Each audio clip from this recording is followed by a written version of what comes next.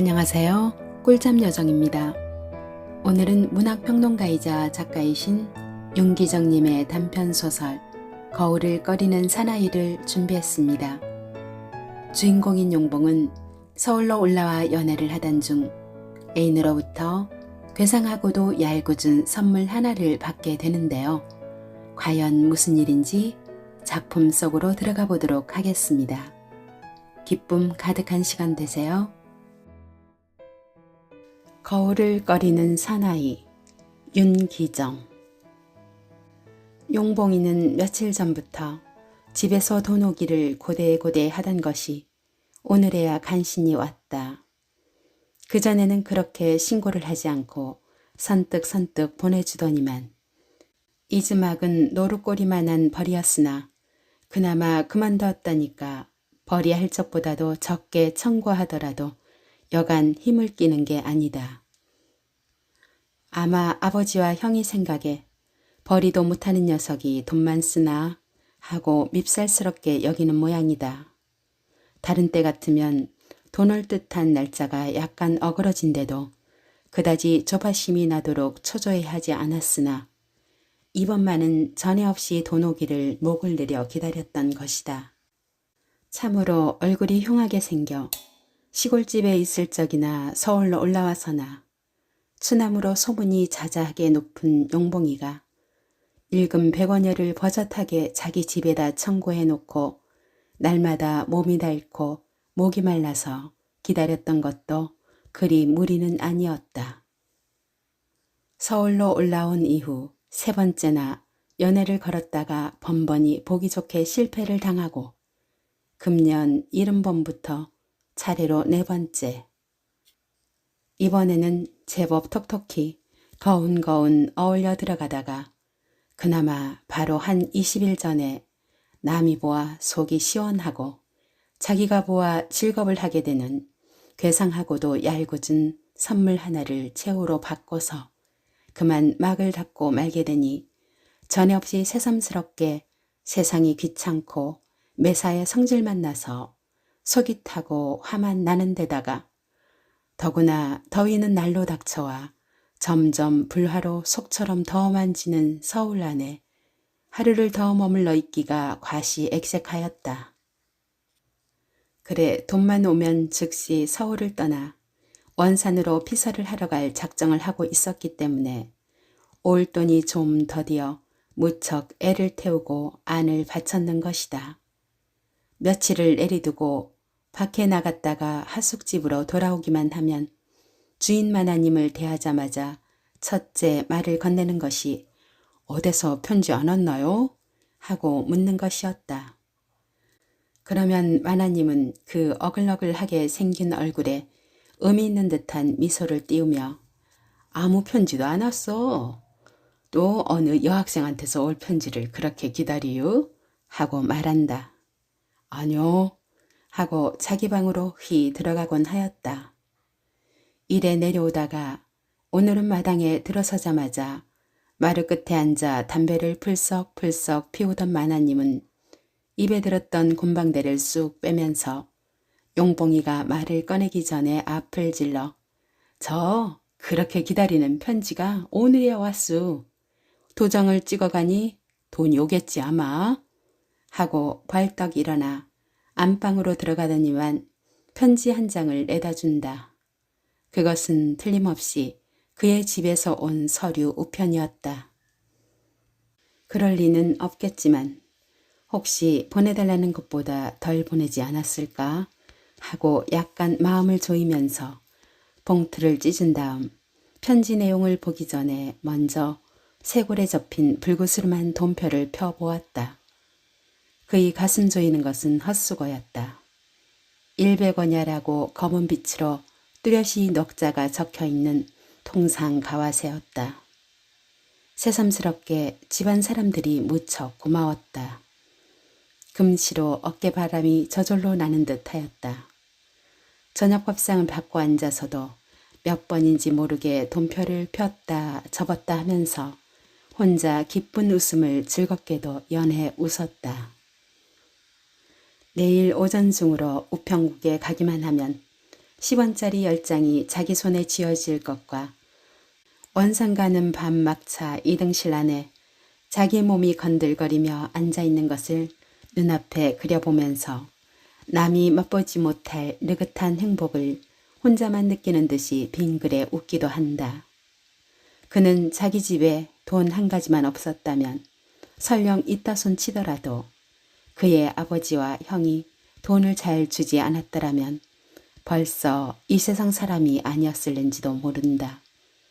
사는 게 허무하던 생각이 들어 죽고 싶다가도 돈 한 가지 부자유하지 않은 걸로 그 생각을 가시게 하고 못난 작자라고 남들한테 손가락질을 받는 줄 뻔연히 알면서도 내겐 돈 있어 하는 걸로 그 분풀이를 하며 이성과 좀 가까워질 듯 하다가도 마침내 천리말리 거리가 떨어지고 말게 될 때 자살까지 하고 싶은 마음과 무한한 공허와 피할 곳 없이 쓸쓸한 심해를 눈물겹게 느끼다가도 돈 한 가지로 해서 석시 삭고 마음의 위안을 얻게 되는 것이다.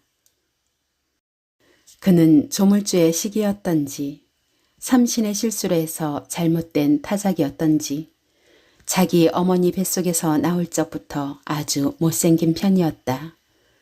허나 그의 아버지는 자식을 생각하는 마음에 얼굴은 못생겼으나 이름이나 잘 지어준다고 지어준 것이 용봉이었다.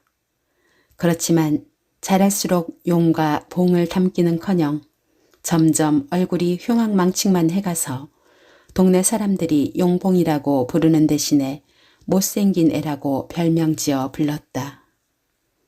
그나 그뿐이랴.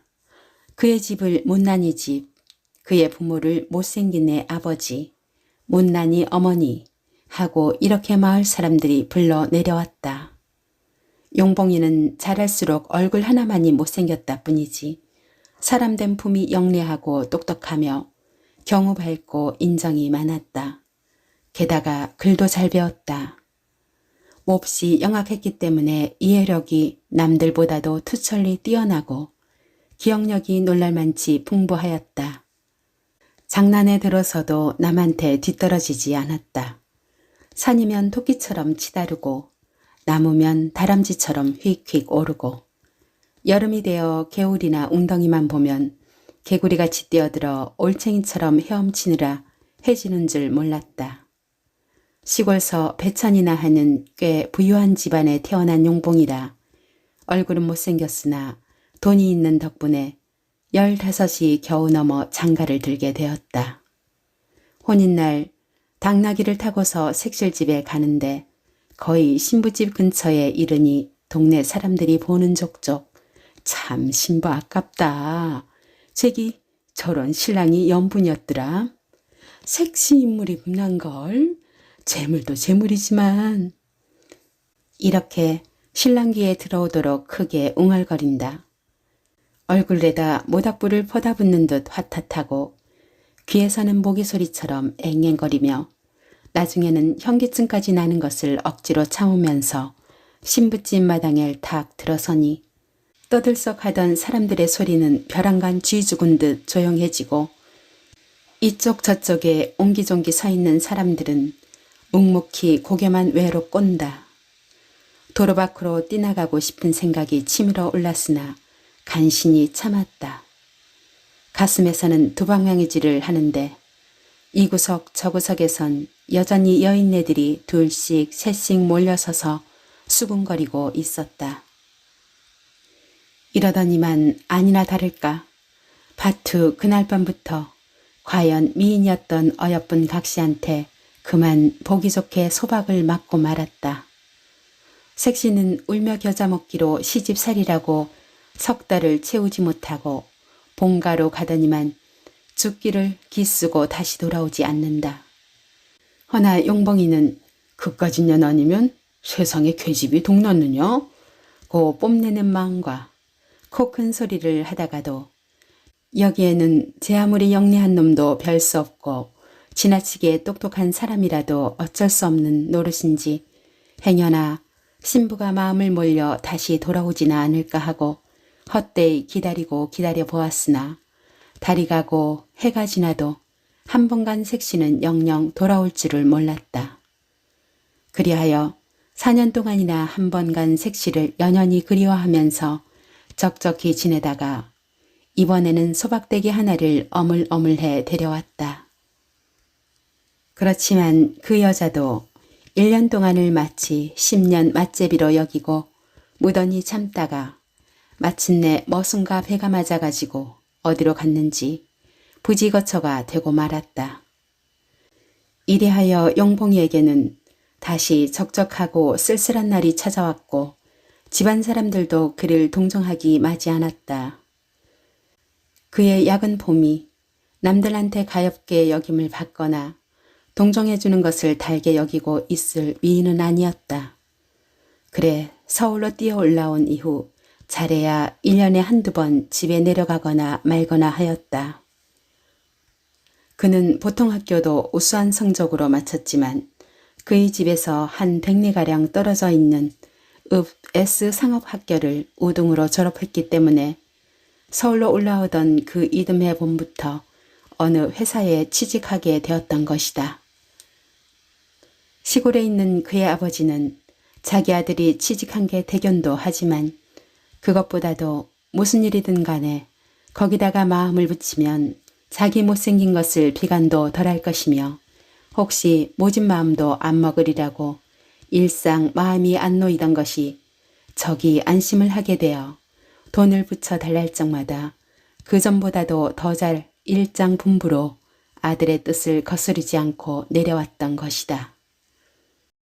저녁밥을 먹고 난 용봉이는 우연히 손을 들어 머리를 쓰다듬다가 너무 자란 머리카락이 거의 귓바퀴를 뒤덮게 된 것을 깨닫자 이러고야 떠날 수 있나 하고 모처럼 이발할 결심을 하게 되었다. 제법 얌전하게 꾸며놓은 방이었지만 크든 작든 간에 거울이라곤 씨도 없기 때문에 머리가 얼마나 자랐는지도 모르고 지내지만 더군다나 거울과는 아주 인연이 먼 아니 거울대하기를 심히 꺼리는 그로서 더구나 으리으리하게 버텨놓은 큰 체경 속으로 자기의 얼굴 모습이 나타나는 것을 아무리 안 보려고 애를 써도 줄잡아 3-4번씩은 자기 눈에 띄니까 그것이 괴로워 머리를 깎으러 이발소에 갈 용기가 좀 채로 나지 않아 미적미적 밀어가는 버릇이 생겼다. 그런 버릇으로 해서 어느 때는 더벅머리처럼 돼서 가뜩이나 흉한 얼굴이 더욱 흉해 보인 적도 적지 않았다. 오늘은 큰 결심을 하고서 벽에 걸린 액고자를 떼어 쓴 다음 밖으로 나와 어슴푸레한 길거리를 천천히 걸었다. 어디로 갈까? 하고 잠깐 속으로 망설였다. 집에서 나올 적부터 다른 때와 마찬가지로 꼭 어느 이발소로 가겠다고 작정하고 나온 게 아니었기 때문에 이제 길에서 망설이는 것이다. 그에게는 단골 이발소가 없다. 말하자면 깎을 적마다 갈리는 편이다. 큰 길로 한참 내려오다가 어느 좁은 길로 들어서서 고개를 두리번거리며 이발관인 듯 싶은 곳을 찾아보았다.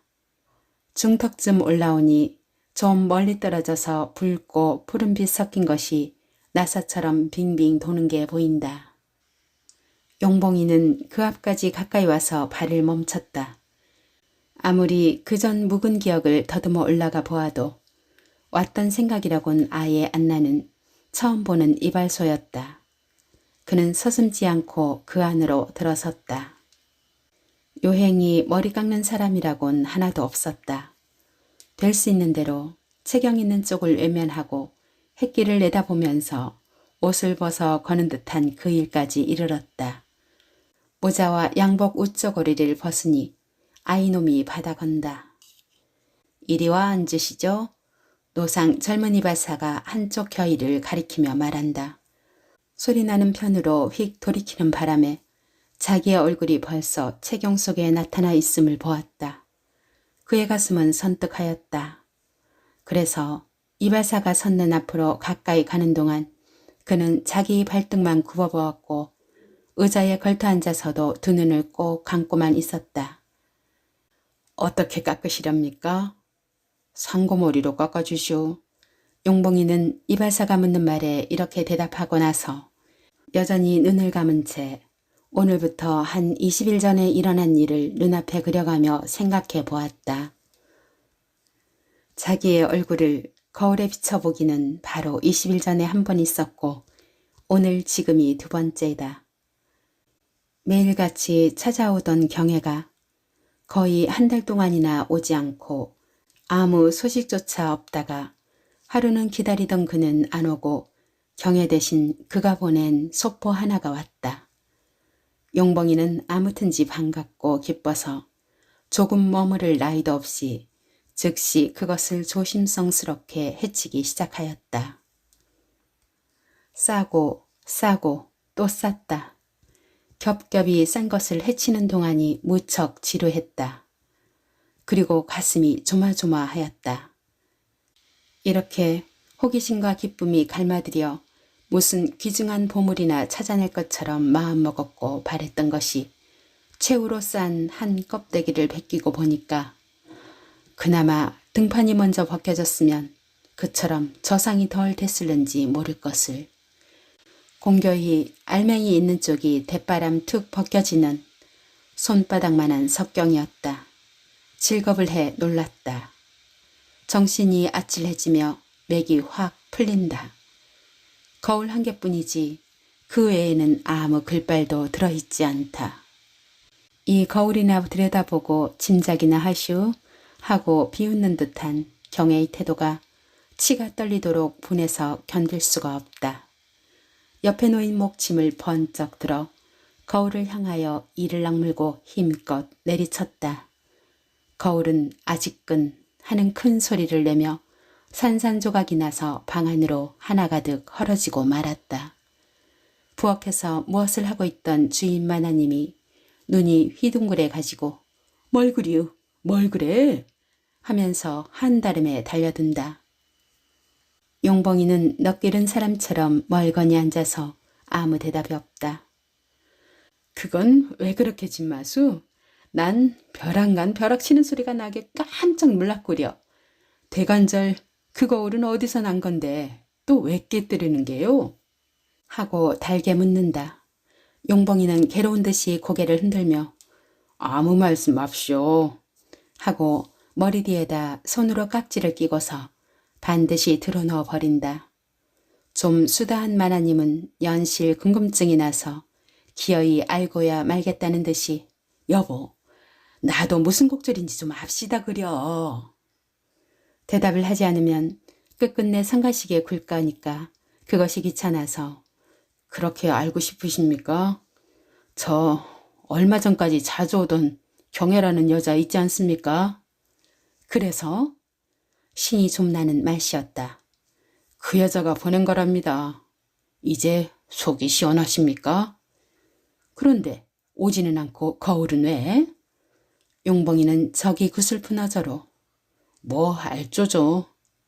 내 얼굴이 거울에 비치는 것처럼 그렇게 흉하고 못났으니 나도 나라냥 일 후에는 다른 여자한테라도 짐작을 좀 하라는 그런 수작이겠죠. 뭘? 그래서 거울을 보냈으려고 설마? 아닙니다. 제 말이 조금 더 틀리지 않습니다. 그래서 저는 지금 결심했습니다. 이 앞으론 생전 계집이란 요물과는 절대로 가까이 하지 않기로 굳게 맹세했습니다. 잠깐 숨을 돌려가지고 다시 말을 이어 이 세상에서 가장 어리석은 것이 사는가 봐요. 다시는 속지 말자면서도 번번이 요렇게 속고마니. 아니, 그것은 알고도 속고 모르고도 속으니 그게 어리석은 물건이 아니에요. 인제야 또 설마 속겠습니까? 하고 얼굴에 결심한 빛을 띄우면서 벽을 안고 돌아 들어눕는다.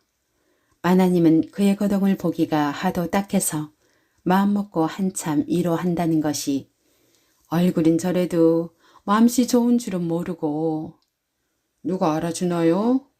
사실 내가 생각하더라도 이 삐뚤ong이한테 어느 눈깔 먼 년이 댐빕니까? 아니야.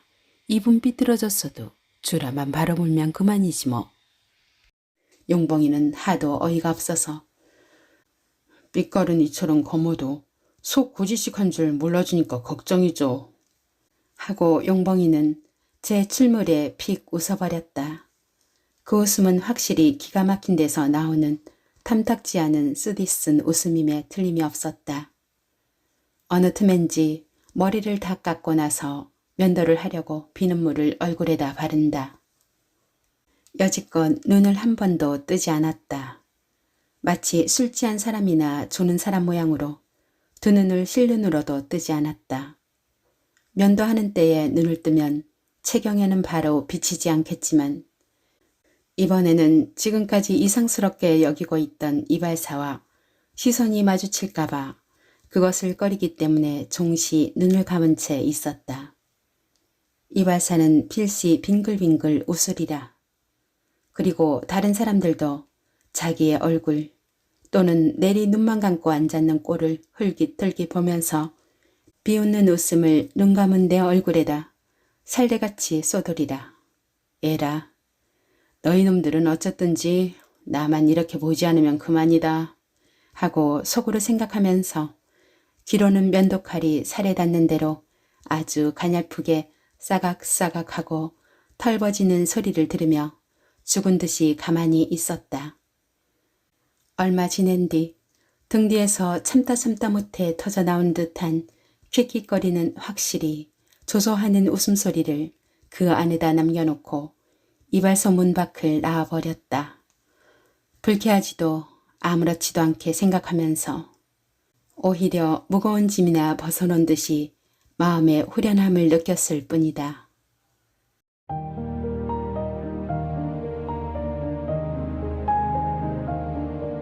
용봉이가 밤막차를 타고 원산역에 와닿기는 바로 먼동이 트기 시작하는 때였다. 역 밖을 나서서 인력거 채를 잡아타고 해수욕장에서 그리 거리가 떨어지지 않은 1등 여관을 찾아가 주인을 잡았다. 밤새도록 착간에서 시달려 자는 둥 마는 둥 했기 때문에 여간 고단하지 않아 조반이 들어오기 전까지 세상 모르고 노그라져서 한참 포근히 잘 자고 났다. 아침밥을 먹고 나서는 즉시 해수욕장으로 나갔다. 벌써 사람들은 꽤 많이 나와 물 자맥질을 하는 비례, 헤엄을 치는 비례, 모래 위로 왔다 갔다들 하는 빛에 야단 법석들이다. 멀리 아마득하게 내다보이는 바다 저편, 크고 작은 배가 그림처럼 가만히 섰는지 움직이고 있는지 잘 분별할 수 없게 떠있고 좌우편 널쩍한 바닷물 위론 갈매기들이 떼를 지어 물에 잠겼다 공중에 떴다 하고 한가롭게 날아다닌다. 바라보기만 해도 속이 시원한데 게다가 서늘한 바닷바람이 물결을 쫓아오는 듯이 몰려와가지고 온몸에다 서늘한 맛을 휙휙 담아 붓는다. 용봉이도 옷을 헐헐 벗어붙이고 얼룩얼룩한 해수욕복 하나만 걸친 채 물속으로 뛰어들어갔다. 오장속까지 시원하다. 그래 한바탕 보기 좋게 물놀이처럼 마음껏 헤엄쳐 돌아다녔다. 한참 만에 기운이 지친 듯이 그만 모래사장으로 나와 내 활개를 쫙 벌리고 해를 향해 반드시 누워 있었다. 구름 한 점 없이 맑게 개인 하늘이 차차 내려와 자기 몸뚱아리를 덮어 누를 것 같기도 하다. 이렇게 잠깐 쉰 뒤에 또다시 물로 뛰어들어갔다. 물속으로 들어가 한참씩 잠겼다가 물리로 고개만 내밀어 숨을 쉬고는 다시 물속으로 잠겨버리곤 하였다. 이러다가는 경계선 바깥까지 세차고 수선스럽게 헤엄쳐 나갔다가 빠르게 도로 들어와 가지고 모래사장으로 올라와서 앉았다. 낚여직하니까 사람들이 둘씩 셋씩 떼를 지어가지고 몰려 나오느니 몰려 나온다. 남자, 여자, 어린애 이렇게 물속에 들어가 있는 사람도 무척 많은데 볕이 쨍쨍이 내리쪼이는 모래톱과 양산을 버틴 아래에 또는 천막 속에서 쉬고들 있는 무리가 어지간히 많다. 용봉이는 해수욕장에서 간단한 점심을 사 먹어가며 온종일 물속에서 살았다. 해가 뉘엿뉘엿해서야 그래도 서운한 듯이 겨우 여관으로 돌아왔다. 좀 피곤한 듯하지만 마음은 여간 유쾌하지 않았다. 저녁밥을 먹고 나니 더욱 노곤해서 조금 서성거리다가 그대로 쓰러져 세상 모르고 잠들어 버렸다. 이렇게 하기를 며칠 계속하였다. 그의 검은 얼굴이 더 검어졌고 그리하지 못하던 속살까지 이제는 얼굴빛과 과히 차이가 나지 않게 되었다. 이리로 온 지 열흘이나 바라보는 어느 날이다. 오늘도 다른 날과 마찬가지로 아침밥을 먹자마자 밥도 내릴 겸해서 해수욕장을 향하고 천천히 걸었다. 여관집에서 해수욕장을 돌지 않고 좀 가까운 길로 질러가려면 누구의 별장인지 해변에서 그리 멀리 떨어지지 않은 등성이에 그다지 크지 않으나 아담하게 꾸며놓은 양옥집, 그 앞을 지나가야만 한다. 그는 요 며칠 전부터 이 지름길을 여관집에서 심부름하는 아이놈한테 배워가지고 그 뒤로는 꼭꼭 이 길로만 왕래하였다. 지금도 이 앞을 막 지나려니까 해변에서 사람의 소리가 난다.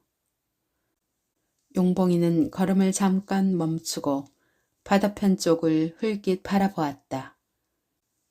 해변에서 떨어져 한 50간통이나 실리돼 보이는 물 가운데에는 사람 하나가 불끈 솟았다가 다시 쑥 들어가 버리고 해변 모래 위로 막 물에서 나오는 한 40씩이나 바라보이는 남녀 두 사람이 눈에 띈다.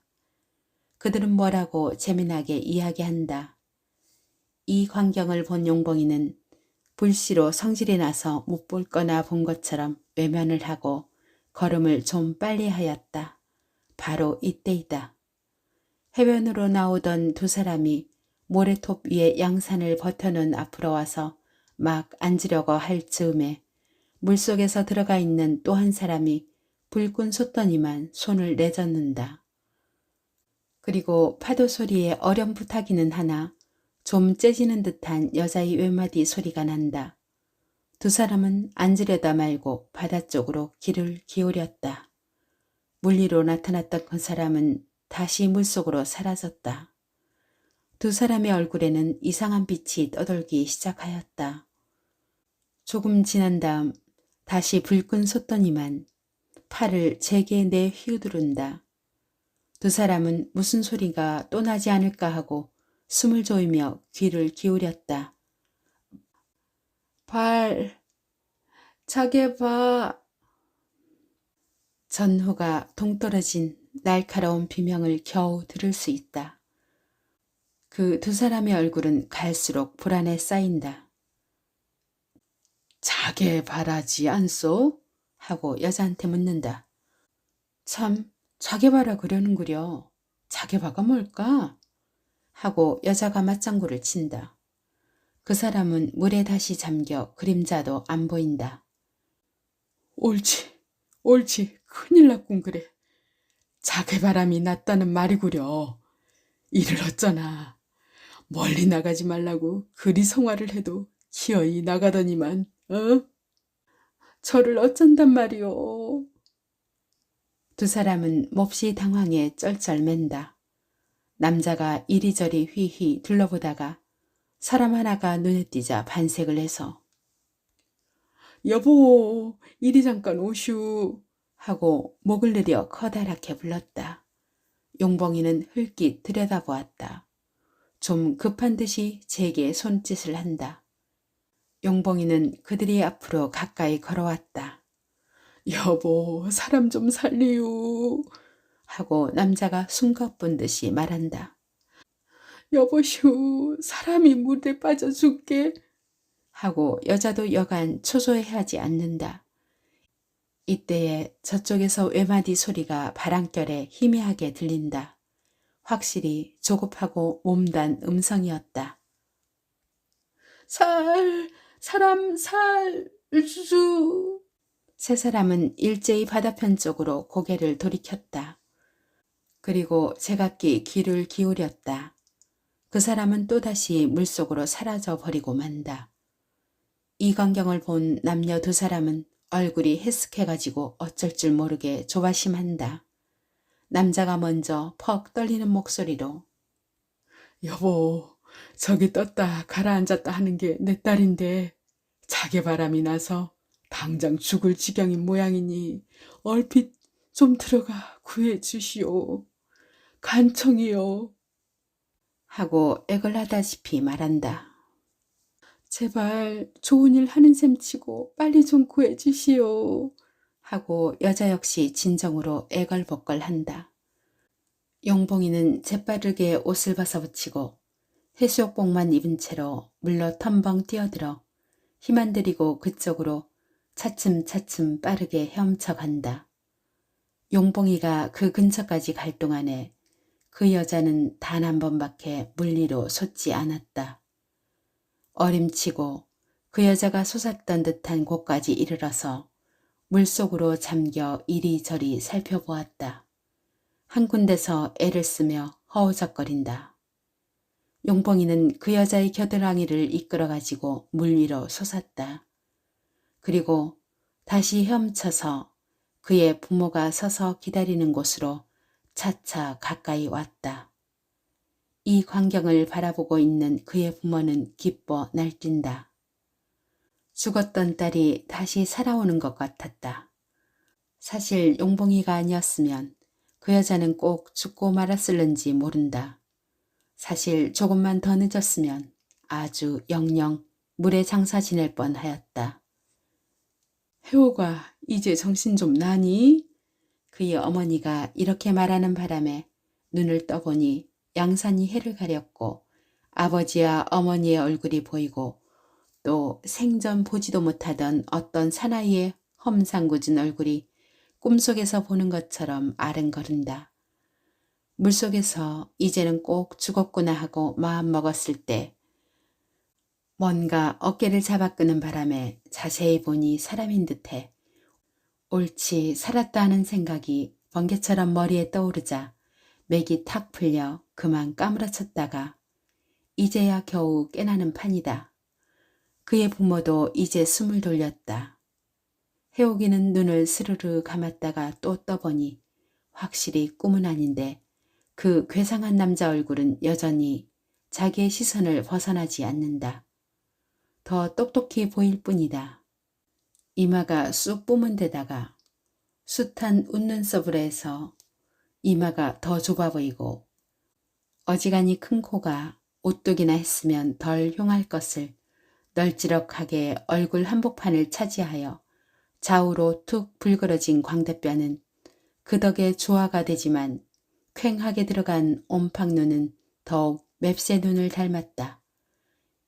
입이 삐뚤어져서 턱조차 일그러져 보이나 하고 자세히 보니 입보다도 더하면 더하지 조금 더 덜하지 않게 왼쪽으로 실그러졌다.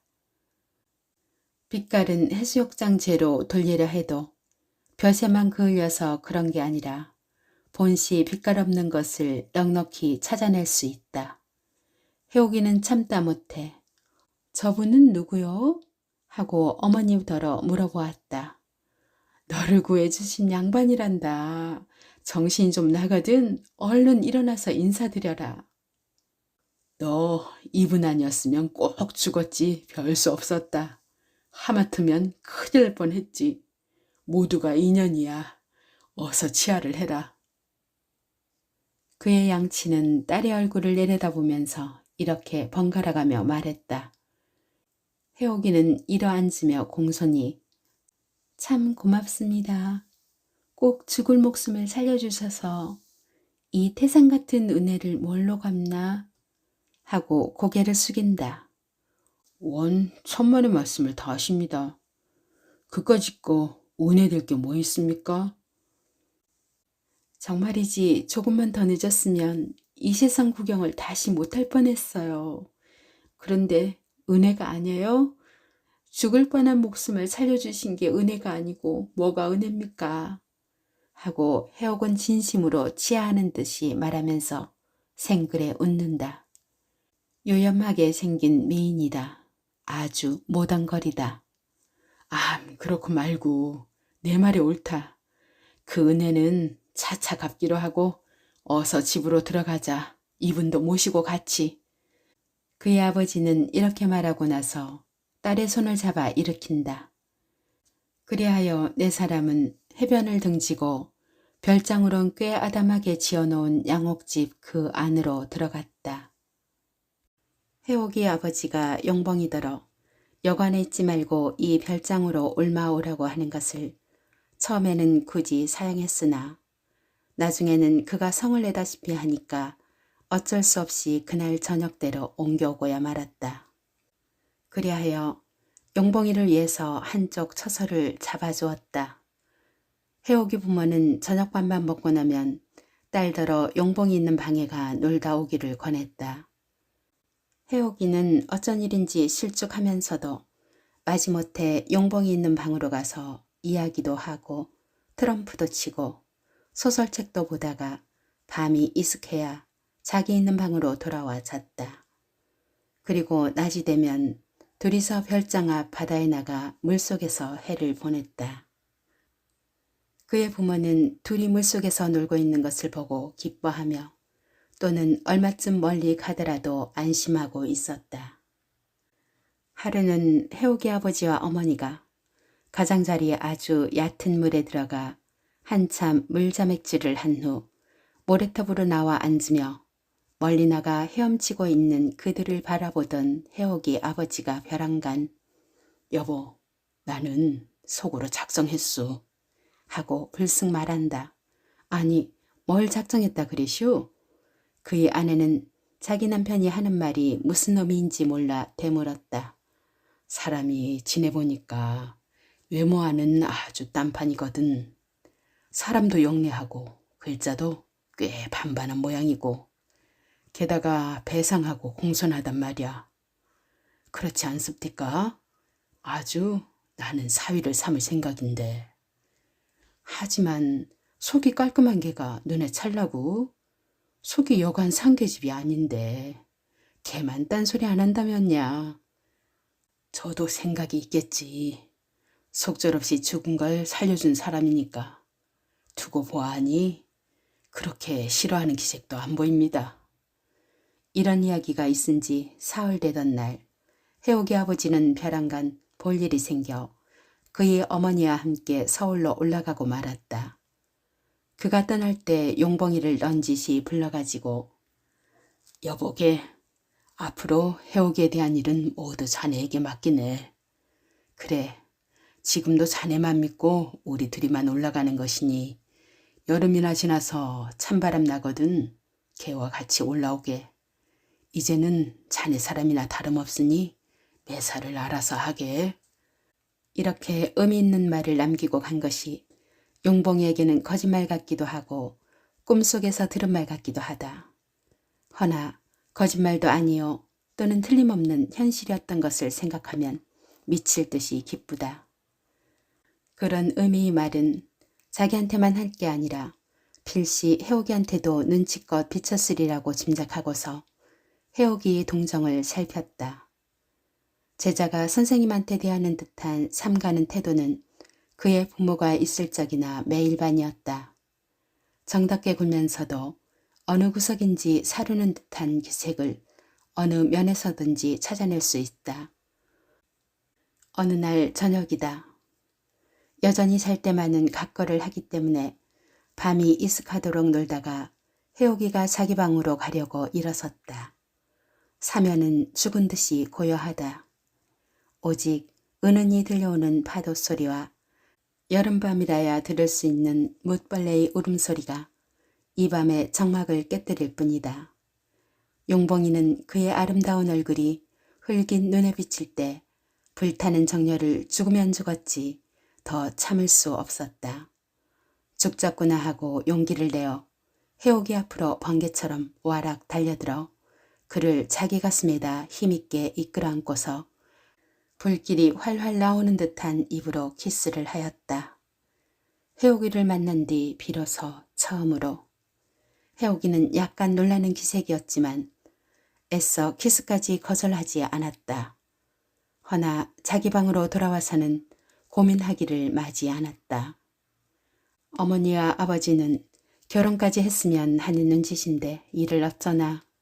안 돼, 안 될 말이야.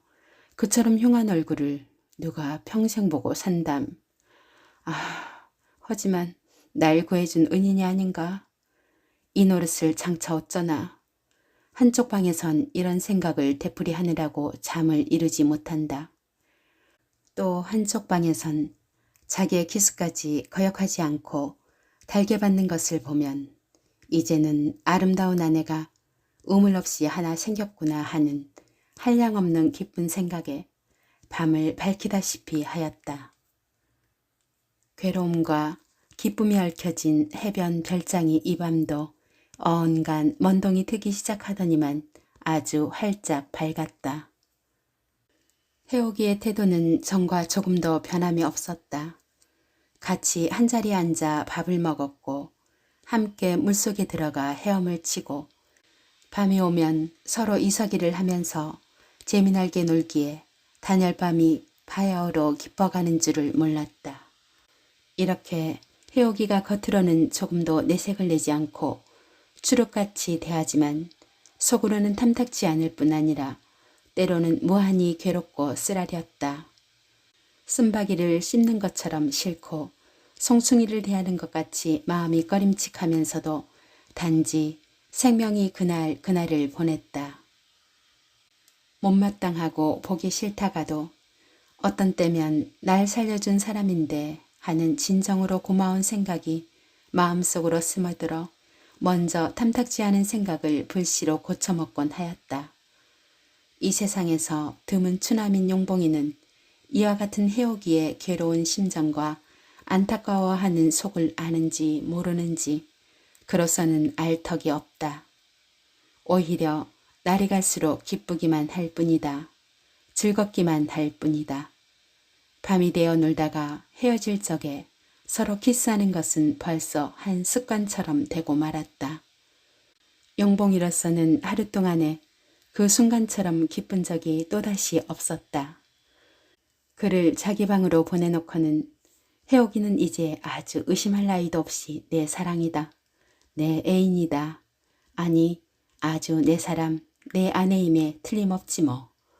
하면서 껑충껑충 뛰기도 하고 두 팔을 쩍 벌리고 방안을 몇 바퀴인지 모르게 빙빙 맴돌다가 그만 어지러워서 침대 옆에 푹 쓰러져서 여전히 기쁜 생각이 머리에서 가시질 않아 어쩔 줄을 모른다. 이렇게 날은 자꾸 지나갔다. 하루는 해옥이 혼자서 여러 사람이 들끓는 해수욕장으로 나간 적이 있었다. 우연히 어느 남자와 해옥이와 서로 눈이 마주치게 되었다. 한 번 이상스럽게 시선이 부딪힌 다음에는 자주 마주치게 되었다. 그 남자가 돌아갈 때 눈여겨보니까 강모를 썼다. 어느 전문학교나 대학에 다니는 학생인 모양이다. 얼굴도 잘생겼지만 걸어가는 뒷모양은 더욱 해옥이 눈에 참으로 훌륭한 체격으로 나타났다. 그날 밤에 해옥이는 그 학생의 얼굴과 용봉이의 얼굴을 대조해가며 자진공을 끝없이 하느라고 밤을 하얗게 밝혔다.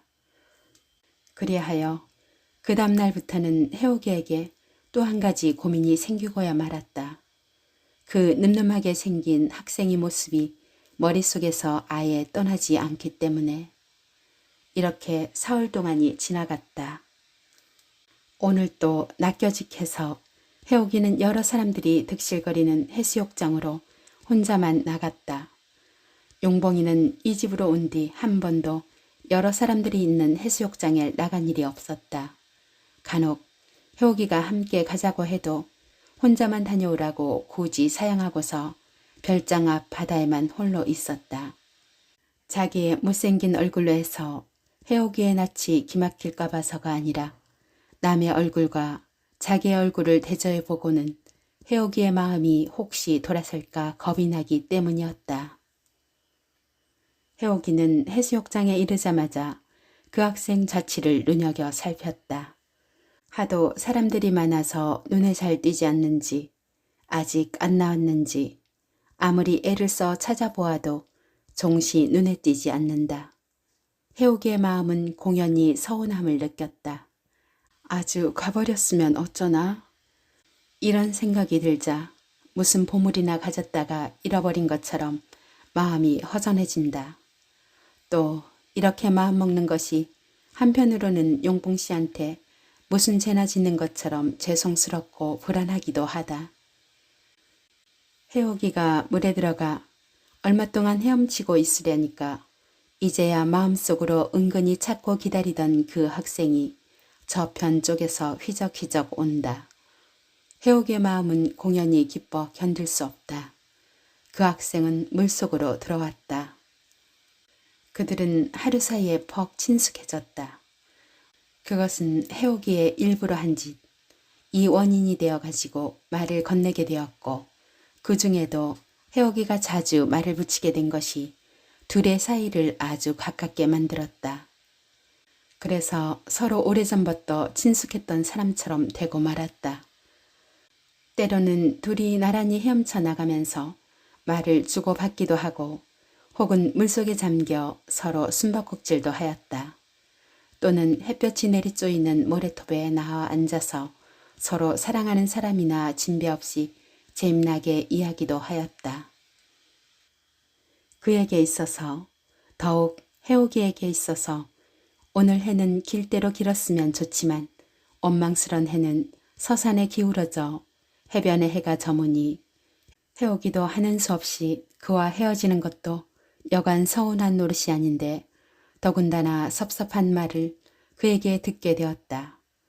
그것은 그 학생이 오늘 밤에 이곳을 떠나서 서광사로 간다는 것이다. 그의 사정이 그렇게 하지 아니치 못하게 되었다고 그렇어도 퍽 섭섭해하는 모양이었다. 그 뒤 해옥이는 사흘을 내리두고 용봉이와 함께 별장 앞 바다에 나가 아무 내색도 없이 즐겁게 날을 보냈다. 그리고 밤이 되면 재미있게 놀다가 헤어질 때 키스하는 것도 잊어버리지 않고서 꼬박꼬박 실행하였다. 키스를 할 순간에도 그 학생의 스타일, 어글어글하게 잘생긴 사내다운 그의 얼굴이 눈앞에 사라져 본 적은 별로 없었다. 해옥이는 이제 더 참으려 해도 참을 수가 없었다. 그래서 한 가지 개결을 냈다. 그것은 자기의 생명을 구해준 은인을 속여 집에 잠깐 다녀오겠노라고 거짓말을 하고서 이곳을 떠나 서광사로 그를 쫓아가 자기 신중에 맺힌 마음을 토로하고서 속히 결혼까지라도 하리라는 생각이었다. 저 내일 첫 차로 서울 잠깐 다녀 내려올 테야요. 벼랑간 서울은 왜요? 집안이 궁금하기도 하고 또 동무들이 보고도 싶고 해서요. 그럼 며칠 동안이나? 과직 한 사흘 되겠죠. 이렇게 천연덕스럽게 말하는 해옥의 가슴은 울렁거렸다. 그래, 이상한 눈치를 안 보이려고 애를 썼다. 허나 양심이 부끄러워 그의 눈을 마주 대하지 못하였다. 그럼 안녕히 주무세요 하고 자기 방으로 얼핏 돌아갔다. 해옥이가 약속한 날짜는 어느덧 닥쳐왔으나 약속하고 간 사람은 돌아오지 않았다. 약속한 날짜에서도 나흘이 또 지나갔다. 그래도 해옥이의 자취는 용봉이 눈앞에 나타나지 않았다. 날마다 기다리는 그는 그림자도 비치지 않는 동안에 날은 쉴 새 없이 하루가 가고 이틀 가고 사흘 가고 이렇게 열흘이 언뜻 지나서 이제는 피서객들도 하나둘씩 이 고장을 떠나게 되는 때가 닥쳐왔다. 해수욕장으로 물밀듯 몰려나오던 사람들도 날마다 줄고 해변에 경성드무시 쳐있던 텐트는 하나둘씩 거치기 시작하였다. 하지만 기다리는 사람이 있는 용봉이는 돌아갈 생각이라곤 꿈에도 않고 한 번 가서 돌아올 줄 모르는 애인이 다시 오기만 날마다 애태워 기다리면서 별장지기 내외와 함께 별장을 지키고 있을 뿐이다. 하늘은 날로 새파랗게 높달에만 가고 밤이 되고 못벌레 우는 소리가 차차 여울져 간다. 새벽이 되어 잠이 깨기만 하면 행여나 오늘이야 하고 해오기가 돌아오기를 진심으로 바랬다. 허나 또 하루를 헛되이 기다림으로 날을 보내고 나서 밤이 닥쳐와 잘 적에는 설마 내일이야 하고 밝은 날에 희망을 둔다. 이렇게 하고 잘라치면 반드시 해오기 꿈을 꾼다. 좋은 옷으로 호사를 해 더욱 예뻐 보이는 해오기가 자기 앞으로 가까이와 앉기도 하고 또는 방금 주례 앞에 나란히 서서 결혼식을 거행하는 참으로 즐거운 꿈을 꾸기도 하다가 소스라쳐 깨라치면 더욱 미칠 듯이 서운해 못 견딜 지경이었다. 안타까웠다. 이렇게 며칠이 또 지나갔다. 산들바람이 불어오고 낙엽이 지기 시작한다. 이제는 밥만 먹으면 물에 들어가는 대신에 이리저리 거니는 버릇이 생겼다. 오늘도 저녁밥을 일찍 먹고 나서 차츰차츰 저물어가는 황혼의 해안을 슬슬 거닐기 시작하였다. 불그스름하게 물들은 황혼의 바다를 멀리 바라보니 불시로 해오기와 함께 산보라도 하고 싶은 생각이 간절해진다. 어쩐 일일까? 나를 아주 배반하고 말려나? 그럴 리야 없을 텐데. 이렇게 생각하면서 발을 천천히 또 옮겨 놓는다. 제법 신선한 바람이 얼굴을 스치고 지나가고 발 아래선 낙엽이 뒹군다. 고개를 돌이켜 저쪽 산등성이를 쳐다보니 바람결을 쫓아 나뭇잎새가 나부낀다. 오늘 밤 막차에는 내려오겠지 설마. 이렇게 입안으로 웅얼거리면서 요란한 파도 소리를 귀로 들으며 발길을 돌려 오던 길을 다시 걸었다. 쓸쓸하게 불어오는 가을바다에 소슬한 저녁바람을 어쩐지 허전허전한 가슴에 한아름 부담고 즐비하게 흩어져 있는 낙엽진 가랑잎을 힘없는 발뿌리로 사뿐사뿐 밟으면서